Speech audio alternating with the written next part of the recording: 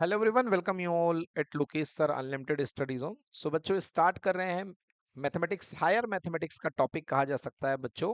इस टॉपिक का नाम आपके सामने स्क्रीन पे दिखाई दे रहा है, जैसे कि इस टॉपिक का नाम है सेट्स। ओके, तो बच्चों हमको इस चैप्टर में पढ़ना है कि सेट्स क्या होते हैं। तो सेट्स के पहले सबसे पहले बेटा आपको जानने की जरूरत है कलेक्शन की। ओके, तो बिफोर प्रोसीडिंग टुवर्ड्स सेट हम लोग को जाना पड़ेगा बेटा कि कलेक्शन क्या होता है। तो कलेक्शन का मतलब होता है समूह। कलेक्शन का मतलब होता है समूह। अब वो समूह कैसा भी हो सकता है, समझ गए। अब मैं यहाँ आपके सामने दो प्रकार के समूह बना रहा हूं। आप दोनों प्रकार के कलेक्शंस को देखिए और फिर आप उसके बाद कुछ कह सकते हैं। जैसे कि मैंने एक समूह बनाया जिसके अंदर जो है कुछ एलिमेंट्स मैं ले रहा हूं, कुछ एलिमेंट्स मैं ले रहा हूं। जैसे मैंने इसके अंदर ले लिया है काऊ, ले लिया है। इसके अंदर मैंने कैट ले लिया है। इसके अंदर मैंने डॉग ले लिया है। और इसके अंदर मैंने एक मैन ले लिया है, एक इंसान। ओके, और दूसरे समूह में मैंने यहाँ पर लिली ले लिया है। ओके, एक फ्लावर होता है, एक लोटस ले लिया है, एक रोज ले लिया है और एक मैरीगोल्ड ले लिया है। यस, आप इन दोनों कलेक्शन के बारे में क्या कह सकते हैं बच्चों? देखिए, ये जो कलेक्शन है और ये जो कलेक्शन है, इन दोनों को देख करके आपको क्या समझ में आ रहा है बताइए। हमारे बीच में युवराज है, क्या समझ में आ रहा है बेटा आपको? अच्छा, जैसा कि आपने कहा कि पहला कनेक्शन एनिमल्स का है, तो भैया एनिमल में मैन तो आएगा नहीं, कोई पालतू जानवर। अब आप सेल के हिसाब से, बायोलॉजी के हिसाब से मत बात करिए कि एनिमल शेल है, बात सही है। बायोलॉजी के हिसाब से तो मैन को भी एनिमल शेल में कैटेगराइज किया गया है।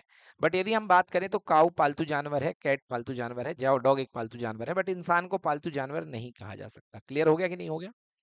है ना। और यदि आप यहाँ पर चलिए इंसान ना भी रखें, यदि इनकेस आप इंसान रखने पर अलाउड नहीं है, तो मैं यहाँ पे कुछ और रख देता हूँ। जैसे फॉर एग्जांपल यहाँ डॉग के बाद में यहाँ पे रिवर रख देता हूँ। अब आप बोलिए आप क्या कहेंगे? अब यहाँ पर ये जो कलेक्शन है ये एक तरीके से, पूरे तरीके से डिफाइंड नहीं है क्या? सो this is called not well defined collection.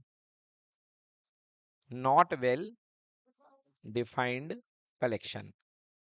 और ये जो कलेक्शन है बेटा, ये वाला जो कलेक्शन है बच्चों, this is called well defined collection. Well defined collection. Clear? तो एक कलेक्शन आपके पास नॉट वेल डिफाइंड है और एक कलेक्शन आपके पास वेल डिफाइंड है। तो जो नॉट वेल डिफाइंड कलेक्शन होता है वो एक सेट नहीं होता है, उसको आप सेट की कैटेगरी में नहीं कहोगे। मगर जो वेल डिफाइंड कलेक्शन होता है उसे आप क्या कहेंगे? सेट कहेंगे। तो बेटा ये आपके पास में ये कलेक्शन सेट कहा जा सकता है। Okay, so what is set? Actually एक सेट की डेफिनेशन क्या है? Set is a well defined collection. Set क्या होता है? वेल डिफाइंड कलेक्शन हुआ करता है set. Okay, well defined collection हुआ करता है सेट। अब देखिए, सेट की जो स्टडी है, जो बेटा स्टडी ऑफ सेट है ना, वो क्वालिटेटिव होती है। क्या होती है? क्वालिटेटिव। अब पहली वर्ड है, अगर आप लोग क्लास 11th में आए हैं तो क्वालिटेटिव वर्ड आपके सामने पहली बार आया होगा, है ना, कि क्वालिटेटिव क्या होता है। देखिए, क्वालिटेटिव और क्वांटिटेटिव दो शब्द हुआ करते हैं। एक क्वालिटेटिव होता है और दूसरा जो होता है वो होता है क्वांटिटेटिव। अब जैसे एक बगीचा है, एक बगीचे में आपके पास में कुछ गुलाब हैं, तो बगीचे में क्या है? फ्लावर्स। बगीचे में क्या है? फ्लावर्स। तो बगीचे में सेट ऑफ फ्लावर्स का नाम मैंने कैपिटल एफ से दे दिया। तो जो भी सेट होते हैं बेटा, वो आप सेट का नाम किससे देंगे? कैपिटल एफ, कैपिटल लेटर से। किससे देंगे? तो यहाँ पे कैपिटल एफ है। मान लीजिए बेटा इस बगीचे में कुछ रोज हैं। क्या है बेटा? रोज। तो 50 गुलाब के फूल लगे हुए हैं। फिर इसके अंदर इस बगीचे में कुछ लोटस हैं, तो मान लीजिए 30 लोटस के फूल लगे हैं। मैरीगोल्ड लगे हुए हैं, मैरीगोल्ड 40 लगे हुए हैं। और कोई लिली मान लो, यहाँ पे लिली का फूल कितने लगे हुए हैं? 20 लगे हुए हैं। बोले क्लियर हो गया कि नहीं हो गया? तो अगर आप बात करेंगे क्वांटिटेटिव स्टडी की, मतलब क्वांटिटेटिव को बोलते हैं बेटा गणनात्मक। गणनात्मक का मतलब होता है गिनती के हिसाब से। तो अगर आप गिनती की बात करेंगे, गणना की बात करेंगे, क्वांटिटेटिव के हिसाब से यहाँ पर देखिए 50, 30, 80, 40, 120 और 20, 140 टोटल फूल हो रहे हैं। बताइए हो रहे हैं कि नहीं हो रहे हैं? मगर जो सेट थ्योरी की स्टडी होती है वो क्वांटिटेटिव नहीं होती है बेटा, वो क्वालिटेटिव होती है। तो क्वालिटेटिव में आपको इस सेट में क्या रखना है? इस सेट में एज अ क्वालिटेटिव आपको ये चार एलिमेंट रखने हैं: rose, lotus, rose, lotus, marigold and lily. समझ में आया? ये देखिए, तो पता है आपको सेट ये नहीं बताता है कि कितने अंदर उसके कितने एलिमेंट है, एग्जैक्टली कितने गुलाब हैं, ये सेट नहीं बताएगा। कितने टाइप के, मतलब क्वालिटेटिव, कितनी क्वालिटी है। समझ में आया आपको? तो अगर आप बोलेंगे कि number of element in set F कितने होंगे, तो बेटा यहाँ पे आंसर कितना आएगा? 4। कितना आएगा? 4। 1 2 3 4। क्लियर हो गया? तो ये कहलाता है सेट के अंदर के एलिमेंट। तो कोई सेट अगर एफ है आपके पास में, तो उसके अंदर के एलिमेंट को कैसे लिखेंगे? Number of element in set F. Set F. Clear हो गया? इसको क्या बोलेंगे हम? 4। क्या बोलेंगे हम? 4। तो अगर कोई आपके पास में सेट ए है, फॉर एग्जांपल आपके पास में कोई सेट ए है, तो ए सेट के अंदर के एलिमेंट को आप कैसे लिखेंगे? N A. क्या लिखेंगे? N A. एन ए क्या रिप्रेजेंट करेगा? Number of elements in set A. समझ में आया? Number of element in set A. तो आपको समझ में आ चुका है कि जो सेट होता है वो आपको क्वालिटेटिव रिजल्ट देता है। कैसा रिजल्ट देता है? क्वालिटेटिव। समझ में आ गया ना? चलिए, तो n A is equals to number of element in set A. Okay, इसी को क्या बोलते हैं? एन ए को। बेटा इसके लिए एक वर्ड यूज होता है, किसी सेट के अंदर कितने एलिमेंट प्रेजेंट है, कितने टाइप ऑफ एलिमेंट प्रेजेंट है, इसको हम बोलते हैं कार्डिनल नंबर। तो एन ए किसका है? सेट ए का कार्डिनल नंबर है। तो एन का मतलब होता है कार्डिनल नंबर, ए मतलब सेट ए का। Okay, so n is called cardinal number. Cardinal numbers. Clear? आ गया समझ में ना? तो Na का मतलब क्या होता है? उस सेट के कार्डिनल। तो बच्चों हमने यहाँ तक क्या सीख लिया? हमने ये सीख लिया कि किसी सेट को हम कैपिटल लेटर से रिप्रेजेंट करते हैं। एक बात तो बहुत इंपॉर्टेंट है कि सेट को कैपिटल लेटर से रिप्रेजेंट करते हैं, और सेट के अंदर के जो एलिमेंट होते हैं, जितने एलिमेंट होते हैं उनकी संख्या को, the numbers inside the element, number of element in set is represented by n, bracket में वो वाला set, this is called cardinal number. और जितने नंबर होंगे वो उस सेट में यहाँ पे नंबर दे दी जाएंगे। फॉर एग्जांपल यहाँ पे 4 एलिमेंट थे, तो यहाँ पर इस सेट की कार्डिनैलिटी कितनी है? 4 है। So cardinality of this set, set A F था सॉरी ये, तो cardinality of set F equals to कितनी है बेटा? 4। तो कई बार आपसे कार्डिनैलिटी पूछी जा सकती है। तो ये हो गया सेट को लिखने का तरीका। और बेटा ये जो प्रॉपर तरीका होता है ना, ये छल्ला बना करके इस तरीके से लिखते हैं, ये क्या कहलाता है बेटा? इसको हम बोलते हैं वेन डायग्राम। क्या बोलते हैं? Venn diagram. तो सेट को इस तरीके से छल्ले के अंदर लिखना, इस रिंग के अंदर लिखना, इसको बोलते हैं वेन डायग्राम। तो this is called V E double N, Venn diagram. तो एक मैथमेटिशियन थे जिनका नाम था जॉन वेन, JHONVEN। तो जॉन वेन की मेथड थी ये वेन डायग्राम। इससे सेट की स्टडी बहुत इजी हो जाती है, इसलिए इसके डायग्राम को वेन डायग्राम भी हम बोलते हैं। ठीक है, तो अभी हम सेट के बारे में पढ़ेंगे। सेट को कैपिटल लेटर से रिप्रेजेंट करते हैं। आइए बुकलेट पे आते हैं। तो ये देखिए आपके सामने कुछ दिख रहे हैं। तो ये क्या है? कलेक्शन ऑफ स्टार है। कलेक्शन ऑफ, वेल डिफाइंड है, सेट होगा। ये देखिए क्या है? This is collection of star. Collection of star को ग्रामेटिकली बोलते हैं क्लस्टर ऑफ स्टार्स, है ना? ये what is this? This is flock of sheep, flock of a sheep. Okay, and this is school of fish. या here it is visible, these are school of fish. तो ये सब के सब collection क्या है? वेल डिफाइंड है, इसलिए ये सब क्या कहलाएंगे? सेट कहलाएंगे। क्या कहलाएंगे? सेट। तो ये स्टार का कलेक्शन है, तो ये स्टार का सेट बन जाएगा, ये शीप का बन जाएगा, और ये फिश, स्कूल ऑफ फिश बन जाएगा, है ना? सो सेट की डेफिनेशन यहाँ पे दी गई है, set is a well defined collection of object. तो सेट एक वेल डिफाइंड कलेक्शन हुआ करता है ऑब्जेक्ट का। चलिए, अब यहाँ पे देखिए, ये अपने पास में प्लैनेट्स दिए गए हैं, है ना? This is universal set of planets. तो ये भी क्या है आपके पास में? ये सेट है। क्या है ये? सेट है। चलिए, अब बात करते हैं कि सेट को रिप्रेजेंट कैसे करते हैं। तो सेट को रिप्रेजेंट करने के लिए आप एक कैपिटल लेटर का इस्तेमाल करते हैं, एक कैपिटल लेटर का आप यहाँ पे इस्तेमाल करते हैं। देखिए 2 4 6 8 10। अब हम सेट के रिप्रेजेंटेशन के बारे में आएंगे कि हम सेट को रिप्रेजेंट कैसे करते हैं, सेट को लिखते कैसे हैं। ठीक है ना? तो चलिए, सेट को लिखते कैसे, एक तो आपने डायग्राम बना दिया। अब हम बात करते हैं representation of set. Representation of set. बेटा अब हम कलेक्शन से बाहर आ चुके हैं। अब हम जो भी स्टडी करेंगे वो वेल डिफाइंड कलेक्शन में ही करेंगे, क्योंकि हम सेट पढ़ रहे हैं। और सेट क्या होता है? Well defined collection. तो सेट को रिप्रेजेंट करने के बेटा मेनली दो तरीके हैं। एक सबसे पहला फॉर्म आता है जिसको बोलते हैं हम रोस्टर फॉर्म। कौन सा फॉर्म? Roster form. रोस्टर का मतलब होता है बेटा लिस्ट फॉर्म। रोस्टर का मतलब होता है लिस्ट फॉर्म। मतलब आप इसमें एलिमेंट की लिस्ट बना दीजिए। समझ में आ गया? एलिमेंट की लिस्ट बना दीजिए। दूसरा आपका आता है रोस्टर फॉर्म के बाद दूसरा फॉर्म आता है जिसको हम बोलते हैं सेट बिल्डर फॉर्म। दूसरा फॉर्म आता है, the next form is called set builder form. तो दूसरा फॉर्म जो कहलाता है, जो मैं कह रहा था आपसे बच्चों, वो है सेट बिल्डर फॉर्म, है ना। तो दूसरा फॉर्म सेट बिल्डर फॉर्म है। अब रोस्टर का मतलब समझो क्या होता है। रोस्टर का मतलब होता है, जैसे आपको मैंने कहा, सेट ऑफ वोवेल्स, ठीक है ना, सेट ऑफ वोवेल्स। तो सेट ऑफ वोवेल्स का कैसे लिखा जाएगा इसको रोस्टर फॉर्म में। तो आप सबसे पहले एक इसको डिसाइड कर लो कि आपको किससे दिखाना है। तो जैसे मान लिया आपने वी से दिखाया, किससे दिखाया, वी से, तो वी लगाइए और आप करली ब्रैकेट लगाइए। क्या लगाइए, करली ब्रैकेट, और फिर लिखिए ए ई आई ओ और यू। अब आप जानते हैं करली ब्रैकेट क्यों लगाते हैं। करली ब्रैकेट अकेले ए को नहीं दिखाता है।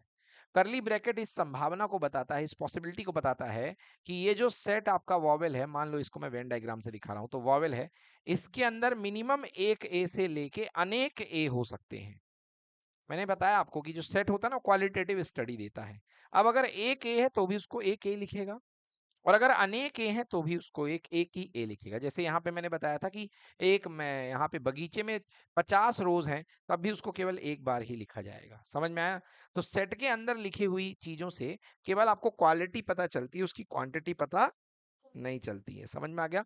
तो ये हो गया v इक्वल टू ए, फिर ई, जितने भी ई होंगे, चाहे 2 हो, चाहे 10 हो, चाहे 50 हो, चाहे जितने भी हो, 1 लाख हो, उनको एक बार ही आपको लिखना है, ए ई आई ओ और यू। समझ में आ गया।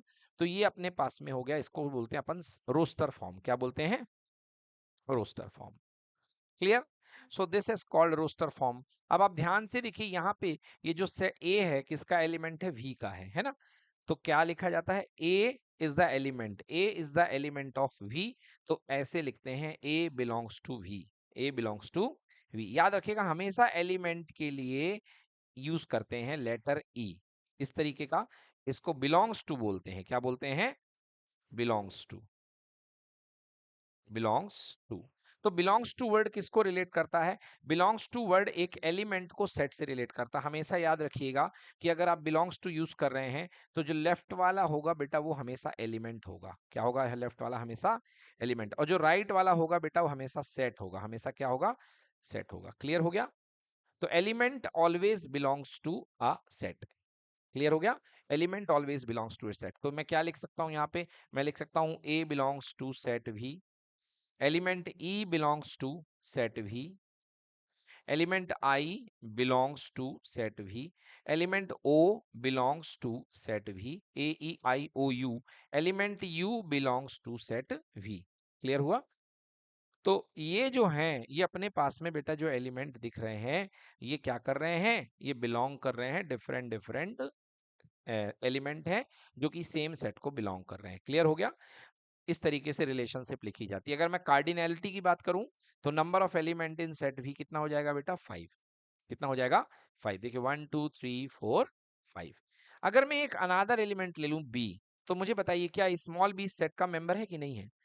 कहाँ है मेंबर, स्मॉल बी तो नहीं है, वॉवेल में तो बी नहीं आता है, मतलब ये मेंबर नहीं है। तो क्या लिखेंगे, बी बिलोंग्स टू वी नहीं लिखेंगे, यहाँ पे लिखेंगे नॉट बिलोंग्स टू। क्या लिखेंगे, नॉट बिलोंग्स टू। तो अगर कोई एलिमेंट मेंबर है तो बिलोंग्स टू आएगा, और अगर कोई एलिमेंट मेंबर नहीं है तो क्या आएगा, नॉट बिलोंग्स टू। तो बेटा इसको बोलते हैं अपन, सबसे पहला फॉर्म आया रोस्टर फॉर्म।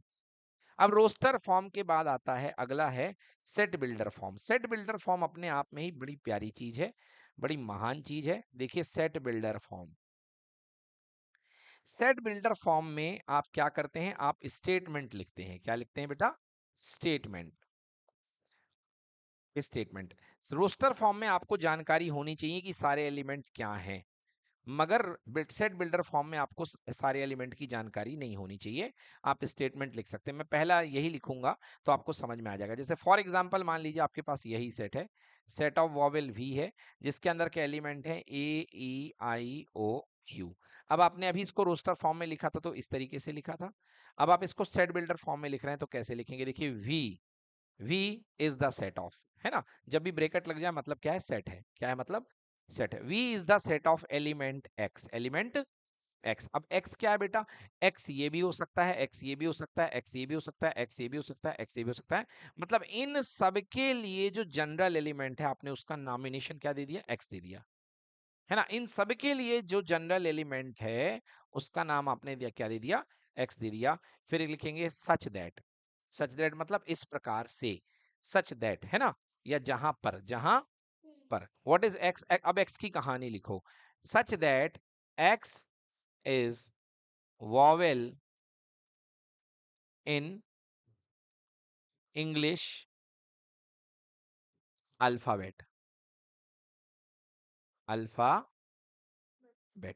समझ में आ गया। इस तरीके से लिखेंगे। अभी दो चार एग्जांपल और कर देता हूं। देखिए जैसे ये आपके पास में एक सेट है, मैंने एन दे दिया, है ना। एन मत दो बेटा, नहीं तो आप कहोगे सर नेचुरल नंबर क्या करेगा बेचारा, है ना। तो एन मत दो, इसका नाम मैं एन नहीं देता हूं, इसका नाम मैं कुछ दे देता हूं। सपोज मैं इसका नाम ए दे देता हूं, है ना। ये मैंने इसका नाम जो है ए दे दिया। ओके, सेट ए। इसके अंदर मैं कुछ एलिमेंट लिख रहा हूँ, 1 2 3 4 अप टू 10 तक लिख दिया है ना। 4 5 6 7 8 9 10 पूरा लिखा है मैंने, डॉट डॉट करके दिखा दिया आपको। अब आप इसको सेट फॉर्म में, सेट बिल्डर फॉर्म में लिखेंगे, है ना। रोस्टर फॉर्म में लिखेंगे तो कैसे लिखेंगे, रोस्टर में ऐसे लिख देंगे, ए यहाँ पे 1, यहाँ पे 2, यहाँ पे 3, यहाँ पे 4 5 6 7 8 9 10। बताइए क्लियर है। हाँ, अब इसी को आपको सेट बिल्डर फॉर्म में लिखना है तो कैसे लिखेंगे, A is equals to A, A is the set of, A is the set of element X, A is the set of element X. अब एक्स किसको रिप्रेजेंट करेगा, इन सबको रिप्रेजेंट करेगा, है ना। सच दैट जहां की x is a natural number, x क्या है बेटा, नेचुरल नंबर फ्रॉम 1 to 10, बिल्कुल सही, फ्रॉम 1 to 10। तो x जो है 1 से लेके 10 के बीच का क्या होता है, नेचुरल नंबर है। इसको हम सेट ए से रिप्रेजेंट कर दिए। क्लियर हो गया। तो बेटा ये अपने पास में हो गया क्या, ये अपने पास में हो गया set builder form, set builder form. Clear. तो बहुत चीजें हैं जिसको आप सेट बिल्डर फॉर्म से रिप्रेजेंट कर सकते हैं। चलिए एक और एग्जांपल देखते हैं सेट बिल्डर फॉर्म का। ये मैंने एक सेट ले लिया है ई, इसके अंदर मैं कुछ नंबर लिख रहा हूँ, 2 4 6 8 अप टू अनलिमिटेड नंबर्स में यहाँ पे लिख रहा हूँ, है ना। अनलिमिटेड नंबर मैं यहाँ पे लिख रहा हूँ। अब देखिए इसको सेट बिल्डर फॉर्म में कैसे लिखेंगे। तो यहाँ पे मैं लिखूंगा कि एक ई जो है, ई इज इक्वल्स टू, है ना, एलिमेंट एक्स। क्या है, element is the collection of element x. ई जो है कलेक्शन है एलिमेंट एक्स का, such that x is an even natural number. बताइए क्या गलत लिख रहा हूं मैं, इवन नेचुरल नंबर। जो x है वो इवन नेचुरल नंबर है, और आपको दिख भी रहा है ये सब के सब क्या है, इवन नेचुरल नंबर, है ना। तो देखिए फ्रॉम नेचुरल नंबर, देखिए नेचुरल नंबर पहला इवन नेचुरल नंबर क्या होता है, 2 ही होता है ना। x is an even natural number, तो स्टार्टिंग से ही शुरू हो रहा है, तो फ्रॉम से लिखने की कोई जरूरत नहीं है। क्लियर हो गया ना। एक और तरीका मैं लिख सकता हूं, e is equal to x such that x equal to 2n, x equal to, तो यहाँ पे x क्या है, 2n है, x क्या है 2n, n मतलब 2n मतलब 2 का मल्टीपल, 2 का मल्टीपल। अब यहाँ पर लिखेंगे where n belongs to natural number, जहां पे n क्या है, नेचुरल नंबर। अब ध्यान से देखिए, अगर आप x को 2n ले रहे हैं, x को आप 2n ले रहे हैं, तो n के केसेस क्या हो सकते हैं, n की जगह पहले 1 होगा, तब 2 1 जा 2 आएगा। n की जगह फिर दोबारा 2 होगा, तब तो 2 दूनी 4 आएगा। n की जगह फिर 3 होगा तो 2 3 जा 6 आएगा। बोलिए ऐसा नो, मतलब n सारे नेचुरल नंबर की वैल्यूज ले रहा है। तो मैंने क्या लिखा, where n belongs to natural number. तो वेयर लिखें, या चाहें तो आप कॉमा लगा के भी कर सकते हैं, और इसके बाद ये करली ब्रैकेट बंद करना ना भूलें। ये आपका बन जाएगा, this is called set builder form. क्या बोलते हैं इसको, सेट बिल्डर फॉर्म। बोलिए क्लियर है बच्चों। तो इस तरीके से हो गया, ये रिप्रेजेंटेशन ऑफ सेट यहाँ पे कंप्लीट हो जाता है। तो देखिए यहाँ पे एलिमेंट्स ऑफ सेट हमने आपको बता दिया कि कोई एलिमेंट अगर सेट में होता है तो हम कैसे लिखते हैं, ए बिलोंग्स टू ए। अगर वो एलिमेंट जैसे लाइक यहाँ पे स्मॉल ए सेट के अंदर है तो हम क्या लिखेंगे, ए बिलोंग्स टू ए, है ना। और यहाँ पर कुछ सेट हैं, देखिए आप किस तरीके से, सब कुछ सेट हैं, नोटेशंस उसके पता है हमको। जैसे कि सेट ऑफ नेचुरल नंबर्स को हम इस तरीके से लिखते हैं, capital N. Set of all whole number इस तरीके से लिखा जाता है, and set of all integers इस तरीके से, जीरो को अलग करके प्लस माइनस 1 2 3, आप माइनस को इस तरफ भी कर सकते हैं। क्लियर हो गया। तो ये कुछ स्टैंडर्ड नोटेशंस है सेट के लिए। होल नंबर के लिए W यूज होता है, नेचुरल के लिए N यूज होता है, इंटीजर्स के लिए Z यूज होता है। क्लियर हो गया। कार्डिनल नंबर हमने आपको बता दिया कि किसी सेट के अंदर जितने एलिमेंट होते हैं, नंबर ऑफ एलिमेंट, उसको हम बोलते हैं, उसकी कार्डिनलिटी बोलते हैं, and this is called cardinal number. Set की बात करते हैं, दो प्रकार के सेट होते हैं, एक होता है फाइनाइट सेट, एक होता है इनफाइनाइट सेट। अगर किसी सेट में नंबर ऑफ एलिमेंट काउंटेबल होते हैं, निश्चित होते हैं, फाइनाइट होते हैं, तो उस सेट को क्या बोलते हैं आप? Finite set. और फाइनाइट सेट का आप कार्डिनल नंबर निकाल सकते हैं। जैसे यहाँ पे भेड़े हैं, तो भेड़े इनफाइनाइट नहीं होंगी, कुछ गिनती में होंगी। बोलिए यस और नो। तो नंबर ऑफ शिप आप निकालेंगे तो 30, 32, 35, 50, 500 जो भी होंगी होंगी। समझ में आया? एग्जाम्पल के लिए हमने बात करी है वॉवेल की, तो वॉवेल में फाइनाइट सेट है, क्योंकि निश्चित नंबर ऑफ एलिमेंट आपको दिख रहे हैं यहाँ पे, फाइनाइट एलिमेंट है। समझ में आया? तो ये भी फाइनाइट का एग्जाम्पल है, ये भी फाइनाइट का एग्जाम्पल है, 1 से लेके 10 तक ये फाइनाइट का। बट ये देखिए यहाँ पे डॉट डॉट लगा हुआ है, क्या लगा हुआ है? डॉट डॉट, जो कि बताएगा ये इनफाइनाइट सेट है। कैसा सेट है ये? Infinite set. तो ऐसे सेट जिसमें number of element infinite, uncountable हो, a set which is finite, which has finite number of element is called finite set, and a set which has a infinite number of element is called infinite set. समझ में आ गया? तो consonant की बात करेंगे, set of consonant क्या होता है? फाइनाइट सेट होता है। ऑल पर्सन क्या होते हैं? लिविंग इन द अर्थ क्या होगा? फाइनाइट होगा। मैं कहता हूँ बहुत सारे हैं, मगर होंगे तो गिनती के ना, है ना। Set of all integer is an infinite, मगर इंटीजर का कोई फाइनाइट नहीं है ना। So that is called infinite set. Then इसके बाद मैंने आपको रोस्टर फॉर्म बता दिया, रोस्टर फॉर्म बता दिया। क्लियर हो गया? इस तरीके से रोस्टर फॉर्म बताया जाता है। फिर इसको डिस्क्रिप्शन फॉर्म बोलते हैं, 1 2 3 4 5, वही द फर्स्ट 5 नेचुरल नंबर। देखिए इस तरीके से इसको डिस्क्रिप्शन बोल दिया। क्या बोल दिया? ये डिस्क्रिप्शन। एंड देन उसके बाद में मैंने बताई आपको सेट बिल्डर फॉर्म। ये थोड़ा सा इंपॉर्टेंट है, इसको अच्छे से करिएगा, इसके एग्जांपल्स। सेट बिल्डर फॉर्म है। फॉर एग्जांपल देखिए यहाँ पे वी, सेट वी, वॉवेल के लिए क्या लिखा? V is equal to x, V is the element of set x such that x is a vowel in English alphabet. Clear हो गया? क्लियर हो गया? हाँ। तो इस तरीके से इसको हम सेट बिल्डर फॉर्म को लिखते हैं। जैसे ये देखिए अपने पास में रोस्टर मेथड है, ये डिस्क्रिप्टिव मेथड है, ये सेट बिल्डर मेथड है। तो रोस्टर मेथड में 6 7 8 9, 6 7 8 9। तो डिस्क्रिप्टिव में क्या लिखेंगे? It is the natural number between 5 and 10, 5 से लेके 10 के बीच में। अब इसको सेट बिल्डर फॉर्म में लिखेंगे, कैसे लिखेंगे? एन, कोई सेट एन है ना, या बी ले लो या एन दे दिया तो कोई बात नहीं, एन ही ले लो। N is the collection of element x such that x, बेटा सारे के सारे क्या है? नेचुरल हैं, सारे के सारे क्या है? Natural number. तो x belongs to natural number, x belongs to, या ऐसा लिख दो खुला खुला, x is a natural number. अब देखो जो x की वैल्यू है 6 7 8 9 है, तो x की वैल्यू किससे बड़ी है? 5 से। और किससे छोटी है? 10 से। समझ में आ गया ना? तो x की वैल्यू 5 से बड़ी है, 10 से छोटी है। अब आप ये जो स्टेटमेंट है ना, ये x की वैल्यू 5.5 नहीं ले सकता। आपको पता है क्यों नहीं ले सकता? क्योंकि पहले ही आपने यहाँ पे चेतावनी लगा दी, डिस्क्लेमर लगा दिया कि x क्या है? Natural number. तो केवल नेचुरल नंबर ही उठाएगा। बोलो क्लियर हो गया? चलिए अब बात करते हैं सम टाइप्स ऑफ सेट। कुछ टाइप्स ऑफ सेट की बात करते हैं कि सेट के टाइप क्या हुआ करते हैं। तो सबसे पहला सेट है बेटा एम्प्टी सेट, जिसको हम लोग नल सेट बोलते हैं। समझ गए? तो एक ऐसा सेट जिसमें कोई भी एलिमेंट ना हो, उसे हम क्या बोलते हैं? एम्प्टी सेट बोलते हैं या नल सेट बोलते हैं। समझ गए ना? जैसे मैं कहूंगा A is equals to what? A is equals to, यदि मैं डिस्क्रिप्टिव फॉर्म में लिखूं, set of people, set of people, people living on moon, living on moon, मतलब मून में रहने वाले पीपल्स का कलेक्शन। मून में रहने वाले लोगों, क्या कोई इंसान मून में जाके बसा है? नहीं बसा है। तो आप क्या कहेंगे? ए जो है एम्प्टी सेट है, तो लिखने की कोशिश करेंगे, इसको खाली छोड़ देंगे। क्या कर देंगे? इसको खाली छोड़ देंगे। हाँ, बस ब्रैकेट लगा के खाली छोड़ देंगे, कुछ नहीं करेंगे, जीरो नहीं लिखेंगे। अगर आपने जीरो लिख दिया मतलब उसका एलिमेंट जीरो हो जाएगा। समझ गए ना? ब्लैंक है ये, क्या है ये? ब्लैंक है। तो ऐसे सेट को इस तरीके से ब्लैंक छोड़ दीजिए, या इसकी जगह आप लगा दीजिए फाई। क्या लगा देंगे? फाई। तो ये कहलाएगा एम्प्टी सेट। क्या कहलाएगा? Empty set. कोई आपसे पूछे कि फाई के अंदर number of element in set phi, sorry, number of element in phi, phi set के अंदर कितने एलिमेंट होते हैं, तो आंसर क्या है? जीरो, क्योंकि कोई एलिमेंट इसके अंदर नहीं होता है। क्लियर हो गया? बन जाएगा। सो this is called empty set, है ना। जैसे एग्जाम्पल के लिए मैं बात करूं एक set B, what is B? Descriptive form में लिखता हूं, set of natural number,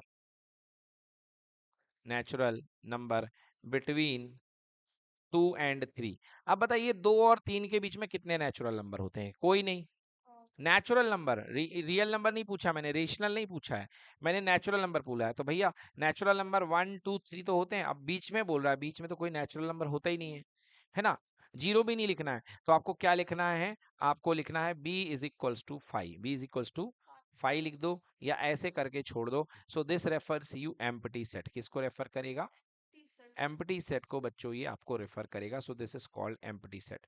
so guys, so this is empty set and null set we have talked about. So like अब example है, so it is represented by simply bracket या this is called phi, phi phi. Okay, set of all no whole number less than zero, less zero से less तो कुछ होता ही नहीं है, zero से लेस कुछ भी होता नहीं है। Set of all women chief minister in Andhra Pradesh, तो आंध्र प्रदेश में अभी कोई वुमेन चीफ मिनिस्टर आज तक बनी ही नहीं है ना, वुमेन चीफ मिनिस्टर अभी तक बनी ही नहीं है ना। सो क्या आएगा? फाई आएगा, क्योंकि कोई बना ही नहीं है ना। इवन मध्य प्रदेश में भी केवल एक ही वुमेन चीफ मिनिस्टर अभी तक हुई है, अगर वो भी ना होती तो इसका सेट भी क्या आता? फाई आता है ना। The only one women chief minister in Madhya Pradesh was Uma Bharti. Okay, so next singleton set की बात करते हैं। एक ऐसा सेट जिसमें केवल एक एलिमेंट हो उसको बोलते हैं सिंगलेटन सेट। लाइक मैंने एक सेट बनाया A is equals to collection of element one या कलेक्शन टू। अब देखिए यहाँ पे अगर मैं कार्डिनलिटी निकालूंगा, नंबर ऑफ सेट एलिमेंट कितना आएगा? वन आएगा। ओके, सो इसलिए ये क्या कहलाएगा? आपका सिंगलेटन सेट है ना। जैसे एग्जांपल की मैं बात करूं कि set of even prime number, एक क्वेश्चन ले लूं मैं, एक सेट ले लूं, मान लो P is the set of even prime number, even prime number. So all you know बेटा, इवन प्राइम नंबर केवल एक है, only two. So this is the example of singleton set. तो ये सिंगलेटन सेट का एग्जांपल है। Clear हो गया? यस। चलिए नेक्स्ट अब बात करते हैं डिसजॉइंट सेट्स की, है ना, डिसजॉइंट सेट की। ऐसे सेट जो जिनमें कोई एलिमेंट कॉमन ना हो उसको हम बोलते हैं डिसजॉइंट सेट। ऐसे सेट जिसमें कोई एलिमेंट कॉमन ना हो उनको हम बोलते हैं डिसजॉइंट सेट। जैसे एग्जांपल की मैं बात करूं कि अगर मैं कहूं set of even number and set of odd number, है ना, इवन नंबर और ऑड नंबर। नेचुरल नंबर में अगर मैं बात करूं कि set of even number, set of even natural number, even natural number. Clear? तो set of even natural number की मैं बात करूं तो क्या क्या आएंगे? इवन नेचुरल नंबर टू आएगा, फोर आएगा, सिक्स आएगा, एट आएगा, टेन आएगा। इस तरीके से ये गाड़ी चलती रहेगी। That is a infinite set. बोलो क्लियर कि नॉट क्लियर? और अगर मैं ऑड नेचुरल नंबर की बात करूं लाइक ओ, सो कितना आएगा? वन आएगा, थ्री आएगा, फाइव आएगा, है ना, सेवन आएगा। इस तरीके से ये गाड़ी चलती रहेगी। क्लियर हो गया ना? अब आप देखिए क्या इनमें कुछ कॉमन है? नहीं है, इनमें कुछ भी कॉमन नहीं है। तो ऐसे सेट जिनमें कुछ भी कॉमन ना हो, तो यदि आप इनको सेट वाइज बनाओगे तो ये देखिए ई यहाँ पे बैठा रहेगा और ओ यहाँ पे बैठा रहेगा। दोनों एक दूसरे को कॉमनली शेड नहीं कर रहे हैं। कर रहे हैं कि नहीं कर रहे हैं? नहीं कर रहे हैं। तो ऐसे सेट को हम बोलते हैं, ये दोनों क्या है? डिसजॉइंट सेट है। क्या है ये? हाँ, डिसजॉइंट सेट। तो ये सेट कहलाते हैं आपके डिसजॉइंट सेट। बट यदि मैं बात करूं अगर मैं बात करूं जॉइंट सेट की, तो आप जॉइंट सेट को देख लीजिए, आपको समझ में आ जाएगा जॉइंट और डिसजॉइंट में क्या फीलिंग है। जॉइंट सेट, जैसे मान लीजिए आपके स्कूल में ये मैथ सेक्शन के बच्चे हैं, जिन लोगों ने मैथ सेक्शन में है, बोलिए ऐसा नो, और कुछ बायो सेक्शन के बच्चे हैं। किस सेक्शन के बच्चे हैं? बायो के, ठीक है ना। तो मैथ वाले क्या पढ़ते हैं? मैथ वाले मैथ पढ़ते हैं, फिजिक्स भी पढ़ते हैं और केमिस्ट्री भी पढ़ते हैं। बोलिए यस और नो। और बायो वाले क्या पढ़ते हैं? बायोलॉजी पढ़ते हैं, फिजिक्स भी पढ़ते हैं और केमिस्ट्री भी पढ़ते हैं। अब देखिए ये जो सेट है people of math section and bio section, इनमें कुछ कॉमन है कि नहीं है? बिल्कुल कॉमन है। कुछ सब्जेक्ट कॉमन है, फिजिक्स और केमिस्ट्री कॉमन है। तो एज अ सब्जेक्ट ये डिसजॉइंट सेट नहीं कहलाएंगे, डिसजॉइंट सेट नहीं कहलाएंगे। समझ में आया? तो यदि मैं बोलूं इन दोनों के सेट का जो कॉमन है, कॉमन को कैसे लिखते हैं? इस तरीके से लिखते हैं, इसको बोलते हैं इंटरसेक्शन। तो अगर मैं बोलूं ई इंटरसेक्शन ओ, मतलब कि इवन और ऑड के बीच में कॉमन एलिमेंट कितने होंगे? आंसर आएगा नो कॉमन एलिमेंट, आंसर होगा फाइव। तो ये क्या है? ये डेफिनेशन है एम्प्टी सेट की, कि उनमें कुछ भी कॉमन नहीं आएगा, उनका इंटरसेक्शन कितना आएगा? फाइव आएगा। क्या आएगा? इंटरसेक्शन फाइव आएगा। बेटा दो सेट का इंटरसेक्शन एक सेट ही आएगा। Okay, set intersection set is a set. समझ गए ना? तो ये सेट में इंटरसेक्शन रूल लगेगा, and set intersection set is a set and this will be five.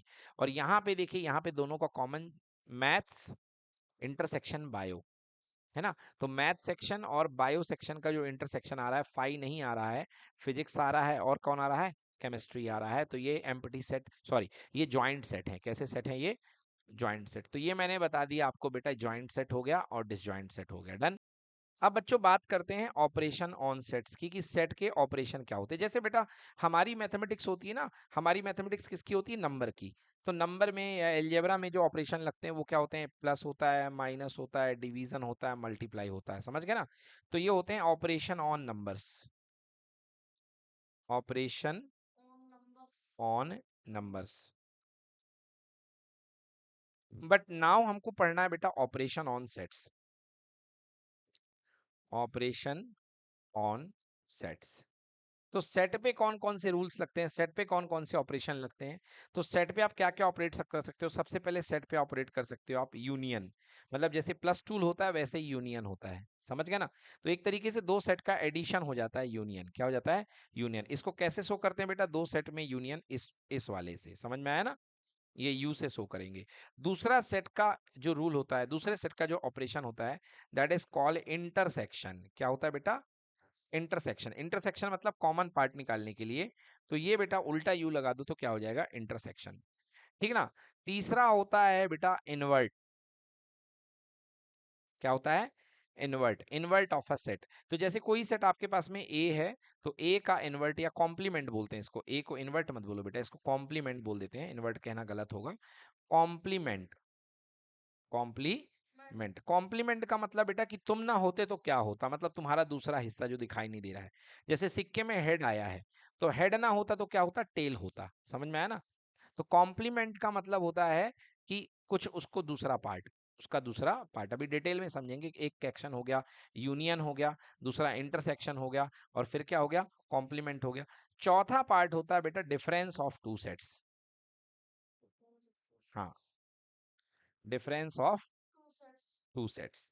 तो डिफरेंस ऑफ टू सेट्स का मतलब होता है क्या, ए माइनस बी, मतलब ए से बी को रिमूव करो, और या बी माइनस ए, बी से ए को रिमूव करो। अब आइए धीरे धीरे हम पढ़ते हैं कि यूनियन का मतलब क्या होता है। तो सबसे पहले होता है यूनियन, है ना।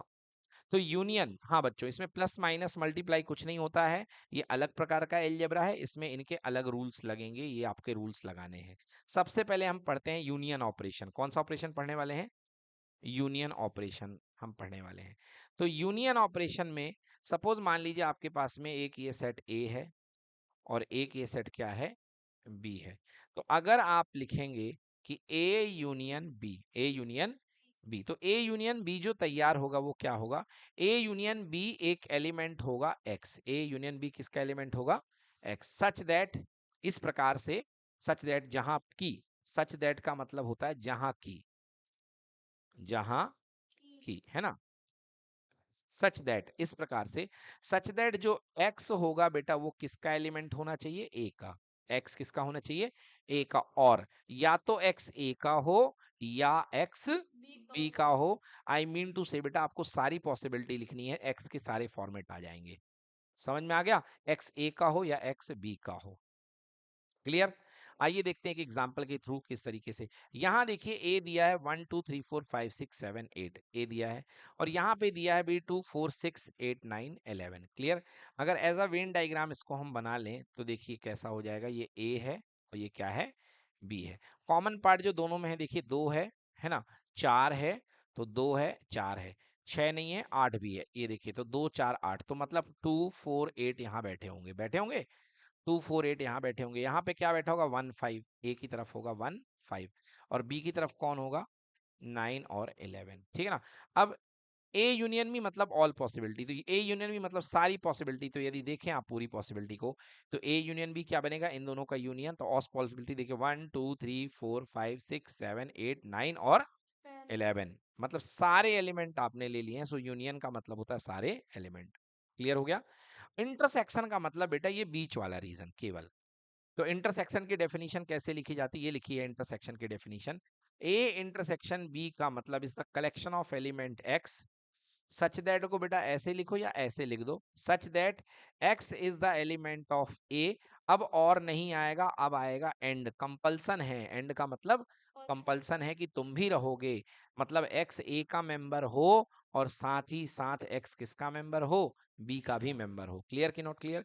तो यहाँ देखिए ए है 2 3 5 9, और यहाँ पे कौन है, 9 है, 3 है, 4 है, 12 है, तो दोनों में कॉमन एलिमेंट क्या दिख रहा है, 9 दिख रहा है ना। तो यदि इसका आप सेट बनाएंगे तो देखिए कुछ इस तरीके से आएगा, 9 कॉमन है और यहाँ पे 9 और 3 कॉमन है, राइट, 3 भी कॉमन है। यहाँ 2 5 आ जाएगा फर्स्ट में, 2,5, और यहाँ पे आ जाएगा क्या, 4,12, बिल्कुल सही, 4,12। तो दोनों में जो कॉमन परिस्थितियां बन रही हैं वो 3,9 की बन रही हैं। तो ये ज्वाइंट सेट है। कैसा सेट है? Joint set. और ज्वाइंट सेट में आपको क्या मिलेगा? इंटरसेक्शन मिलेगा। क्या मिलेगा? इंटरसेक्शन। और अगर डिसजॉइंट है, कुछ कॉमन नहीं है, तो क्या मिलेगा? इंटरसेक्शन भी आपको 5 मिलेगा। क्लियर हो गया? अब हम बात करते हैं नेक्स्ट की, हमने किसके किसकी बात कर ली, हमने एडिशन, एडिशन नहीं, यहाँ पर हम बात करते हैं यूनियन की बात कर ली, हमने इंटरसेक्शन की बात कर ली। अब हम यहाँ पर बात करने वाले हैं difference of two sets, difference of two sets. तो देखिए डिफरेंस ऑफ टू सेट्स में सबसे पहले a माइनस बी को समझिए, a minus B. What is a minus B? तो a माइनस बी का मतलब the collection of element x such that x a के अंदर तो होगा, x belongs to a and x does not belongs to b, x does not belong to b। Clear हो गया? मतलब x a के अंदर तो होना चाहिए, x b के अंदर नहीं होना चाहिए। क्लियर हुआ? एक एग्जांपल मैं देता हूं। a एक सेट है आपके पास में 2 4 6 8, 2 4 6 और 8, ओके। और b आपके पास में सेट है 6 8 12 14, 14। क्लियर? अब आपको निकालना है what is a minus B. a minus B, a minus B मतलब a में से b को रिमूव कर दो, a में से b को। तो जब आप b के पार्ट को रिमूव करेंगे तो देखिए 6 और 8 माइनस हो जाएगा, क्योंकि b में भी 6 और 8 है, यस और नो, है ना। तो आंसर केवल क्या बचेगा? 2 और 4, 2 और 4। अब इसको ऐसा समझिए, a माइनस बी क्या है? ये सेट a है और ये सेट आपके पास में क्या है? b है। बोलिए, ये सेट a है और ये सेट आपके पास में क्या है? बी है। तो ए में से बी को रिमूव करना मतलब बेटा ये जो पार्ट है ना, ये पार्ट आप हटा करके ले जाओ, हमें तुमसे कोई मतलब नहीं है। समझ गया ना? तो ये जो पार्ट बचता है बेटा, इसको बोलते हैं, इतना वाला पार्ट, ये जो मैं रंग कलर से शेड कर रहा हूं, ये पार्ट कहलाता है ए माइनस बी। क्लियर हुआ? और अगर इसको देखोगे तो ये वाला पार्ट कहलाएगा बी माइनस ए, क्योंकि बी में से ए हटाओगे। अगर आप इसको अलग करोगे तो आपके पास में क्या बच जाएगा? बी माइनस ए, क्योंकि ये पार्ट किसके कंट्रोल में है? ए के कंट्रोल में है। क्लियर? तो ये क्या बनेगा? बी माइनस ए। फिलहाल एज एन एग्जाम्पल की यदि मैं बात करूं, तो फिलहाल देखिए जो एग्जाम्पल मैंने दिया है आपको, ए में क्या है? 2 4 6 8। तो ए की वैल्यू है, ए में है 2 है, 4 है, और यहाँ पे 6 और 8 है कि नहीं है, जो कि बी में भी कॉमन है। बी में है 6 8 12 और 14। अब आपको क्या पूछा गया है? a माइनस बी बताना है, मतलब a में से b को रिमूव कर लो, तो दिस इज टोटल a। और बेटा ये b वाला पार्ट आप रिमूव कर देंगे, इसको हटा दूं मैं यहां से। तो 6 8 12 14 को हटाएंगे तो केवल क्या बचेगा? 2,4। क्या बचेगा? 2,4। Any problem? So this is your difference of two sets, 2,4 बच गया। This is called difference of two sets. Yes. तो ये देखिए यहाँ पे जैसे ए की बात की गई है, 1 2 5 1 2 4 5 6 8 20, है ना। एंड यहाँ पे बी की बात की गई है, इतना आपको बोल रहा है ए माइनस बी और बी माइनस ए माइनस बी मतलब ए वाले में से बी को हटा दो। तो देखो बी वाला पार्ट कौन सा कॉमन है? 2 है, यहाँ पे 4 है, ओके, 2 है, 4 है, 5 है, बस हो गया। तो ए में से 2 4 5 हटा देंगे तो क्या बन जाएगा? 168, 168। अच्छा 20 भी है, तो 20 भी हट गया, 168। क्लियर हो गया? और फिर b में से a माइनस करेंगे, मतलब b वाले पार्ट में से a वाला पार्ट माइनस कर देंगे। तो 2 3 4, पहले b वाला लिख लीजिए, तो 2 3 4 5 9 20, तो 2 हट गया, है ना, 2 हट गया, 9 और 3 बचेगा, right. So answer is 9 3। Clear हो गया? यस। हाँ बिल्कुल, आप कोई ऑर्डर में कोई दिक्कत नहीं है, आप 3,9 को एज अ ऑर्डर 9,3 भी लिख सकते हैं, कोई दिक्कत नहीं है। सेट में लिखे हुए ऑर्डर का कोई महत्व नहीं है, कोई पहले आए कोई बाद में आए, कोई दिक्कत होने वाली नहीं है। तो मैंने क्या बताया आपको? a माइनस बी का डिफरेंस, ये जो डेफिनेशन देखी आपने, a minus B is equal to x such that x A के अंदर तो होगा, ये देखो एक्स ए के अंदर है, बट यानी and x is not belongs to b, x b के अंदर नहीं होगा। और अगर हम बात करेंगे b माइनस a की, so b minus a is the collection of element x such that x belongs to b but x does not belongs to a। बोलिए, क्लियर हो गया? यस। अब बात करते हैं रूल्स की, कुछ फॉर्मूले वेरी वेरी इंपॉर्टेंट, आइए देखते हैं, ये फॉर्मूले आपको हम सिखा देते हैं। जैसे आपके पास में दो डिसजॉइंट सेट है, एक ये है और एक ये है। क्लियर? तो ये सेट ए है और ये सेट बी है, दोनों डिसजॉइंट है, दिख रहे हैं कि दोनों में कोई कॉमन नहीं है। तो यदि बोला जाए एन ए यूनियन बी, मतलब ए यूनियन बी सेट में एन यानी कितने कार्डिनल नंबर होंगे, so simple n A plus n B. देखिए मैंने इंटरसेक्शन नहीं पूछा, मैंने पूछा है यूनियन, तो यूनियन में क्या करोगे, दोनों को जोड़ दोगे, तो जोड़ने में तो इसके एलिमेंट प्लस इसके एलिमेंट, क्लियर। अब आइए यदि दोनों एलिमेंट जो हैं ये कुछ इस तरीके का है, दिस इज सेट ए और ये क्या हो गया, सेट बी, तो आपको पता है कि ये जो पार्ट होगा इसमें दोनों के एलिमेंट होंगे और ये पार्ट कहलाएगा ए इंटरसेक्शन बी कहलाएगा। अब चलिए देखिए रूल वाइज, तो number of element in A union B, A union B मतलब सबके अंदर के एलिमेंट कितने होंगे, बोलो क्लियर। अब देखिए इसको समझाने दीजिए आप। सबसे पहले आप क्या लिखेंगे, एन ए, सबसे पहले क्या लिखेंगे, एन, मतलब इसके अंदर के पूरे के एलिमेंट के नंबर्स लिख दिए हमने। फिर हमने लिखा एन बी, मतलब इसके अंदर के पूरे के नंबर, ये पूरे नंबर। अब देखिए इस चक्कर में एक एक्सीडेंट हो गया है, हमको पूरा चाहिए था तो हमको ये वाला रीजन केवल एक बार कंट्रीब्यूट करना था, मगर हमने एक बार ए के साथ भी ले लिया और एक बार हमने किसके साथ ले लिया, बी के साथ, तो ये दो बार कंट्रीब्यूट हो गया ना, तो हमको इसको एक बार रिलीव, इसको हटाना पड़ेगा, यहाँ से रिलीज करना पड़ेगा, तो n A plus n B तो करेंगे minus n A intersection B. अब ये बिल्कुल सही है फॉर्मूला। तो ए यूनियन बी का formula n A union B बहुत इंपॉर्टेंट फॉर्मूला है, मतलब मान लीजिए कि सबसे ज्यादा सवाल इसी फॉर्मूले से आते हैं। तो number of element in A union B equals to number of element in A plus number of element in B minus number of element in A intersection B. बोली clear. So this is your final solution, Na plus Nb minus Na intersection B। तो ये formula देखिए पहला वाला, और अगर disjoint है तो आपके पास में ये फॉर्मूला लगेगा। अब बहुत सिंपल सिंपल क्वेश्चन है, वेन डायग्राम मैंने आपको पढ़ा दिए है ना। अब इसके बाद में आती है एक चीज और आती है जिसका नाम है यूनिवर्सल सेट। क्या नाम है, यूनिवर्सल सेट। तो कॉन्टेक्स्ट बेस्ड प्रॉब्लम है यूनिवर्सल सेट, मैं आपको समझा देता हूं कि यूनिवर्सल सेट क्या होता है ना। यूनिवर्सल सेट, यूनिवर्सल सेट, देखिए मान लीजिए आपका ये आपकी क्लास है, ये आप फिफ्थ क्लास, मान लीजिए आपके स्कूल की ये क्लास फिफ्थ है, क्या है ये क्लास फिफ्थ, आपकी स्कूल की ये क्लास सिक्स्थ आपके स्कूल में ये क्लास सेवेंथ है ना, ऐसे बहुत सारी क्लासेस, ये एट्थ है और ये नाइन्थ है, टेंथ है, चलिए मान लीजिए इतने स्कूल का क्लास है। अब सारी क्लास को मिला करके ये आपने बना दिया। तो ये जो सेट है, क्या ये जो बाहर जो रेक्टेंगुलर टाइप का सेट बना है, क्या ये सारी पॉसिबिलिटीज को कंटेन कर रहा है कि नहीं कर रहा है, तो इसको बोलते हैं यूनिवर्सल सेट। तो इसको यू ऐसे करके इस तरीके से बनाइए। So a set that consist all of set, समझ गया ना, that consist of all the sets, जो सारी परिस्थितियों को अपने अंदर समाहित किए हुए हो, कंट्रोल करे सबको, उसको हम बोलते हैं यूनिवर्सल सेट। क्लियर हो गया। तो इसको हम बोलेंगे यूनिवर्सल सेट। अब देखिए यूनिवर्सल सेट आने के बाद आपके पास एक चीज और आ जाती है जिसको बोलते हैं complement of a set. Complement of a set, complement का मतलब उस चीज को छोड़ करके, जैसे फॉर एग्जांपल आपके पास कोई पेन है, ये पेन है, ठीक है ना, और ये इसका ढक्कन है और ये नीचे पेन घुसी हुई, ये देखिए पेन है, बोलिए ऐसा नो। अब यदि आप इस पेन को अलग कर लेंगे तो आपके पास में पेन को अलग करने के बाद क्या बच जाएगा, इसका कैप बच जाएगा, बच जाएगा। तो इसका कॉम्प्लीमेंट ये है, मतलब दो चीजों में से इसका कॉम्प्लीमेंट क्या हो गया, ये हो गया। क्लियर हो गया। आइए और समझते हैं। जैसे मान लीजिए ये आपके पास में एक यूनिवर्सल सेट है, क्लियर, ये आपके पास में यूनिवर्सल सेट है, और उस यूनिवर्सल के सेट के अंतर्गत एक आपके पास में ये है सेट ए। क्या है सेट ये ए। आपसे पूछा गया कि what is A bar, A बार का मतलब होता है complement of A, complement of ए।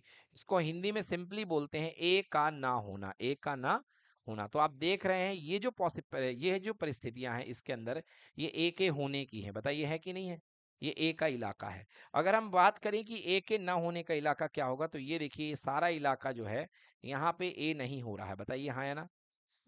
हाँ बिल्कुल सही। तो ये जो कहलाएगा, ये रेड वाला रीजन ये कहलाएगा A bar. And what is A bar, A bar equals to universal minus A. समझ में आ गया। तो जैसे कि मान लीजिए फिफ्थ क्लास है, तो फिफ्थ क्लास का ना होना मतलब पूरी स्कूल में से फिफ्थ क्लास को माइनस कर दीजिए, तो बाकी बच्चे आ जाएंगे। समझ में आ गया? बाकी सब आ जाएंगे जितने भी होंगे। क्लियर हो गया? तो इसको हम बोलते हैं complement of a set, complement of a set. ठीक है ना? तो ये कहलाएगा हमारा complement of a set. Universal set आपने देख लिया। ये देखिए, इसको म्यू लिख दिया गया बेटा, इसको यू भी कर सकते हो या आप म्यू भी लिख सकते हो, उससे कोई दिक्कत नहीं। तो वेन डायग्राम मैंने आपको बता दिया। ये क्या है? ए माइनस बी है। क्या है ये? ए माइनस बी। ए तो है बट बी नहीं है। यदि आप देखें ये डॉट, ये क्या है बेटा? ए बार। क्या है? ए बार, या इसी को ए डैश बोलते हैं। ए डैश बोलते हैं, बिल्कुल सही। ए का कॉम्प्लीमेंट, ए का कॉम्प्लीमेंट। क्लियर हो गया? ए का कॉम्प्लीमेंट। अब ये देखिए ये क्या है? सेट बी है। सेट बी के अंदर क्या है? ए है। मतलब ए के सारे एलिमेंट किसके अंदर होंगे? बी के अंदर होंगे। So this is called A is the subset of B. A is the child of B. जैसा मैंने बताया, A is the child of B. इस चाइल्ड को क्या बोलते हैं बेटा? सबसेट। क्या है? सबसेट। ए मतलब बी का सबसेट है। क्लियर हो गया? सो ये यहाँ पर हमारे सारे फॉर्मूले ऑलमोस्ट खत्म हो जाते हैं और यहाँ से अब हमारी प्रैक्टिस शुरू हो जाएगी। तो बच्चों, नेक्स्ट क्लास में आपको पूरी प्रैक्टिस करके मुझे दिखाना है। एक बहुत ही बढ़िया चैप्टर, एक मजेदार चैप्टर आपको फील होगा, बड़ा मजा आएगा इसको करने में। So thank you so much आज की क्लास के लिए। नेक्स्ट क्लास में आप इसकी होमवर्क एक्सरसाइज पूरी करके रखेंगे। Bye bye.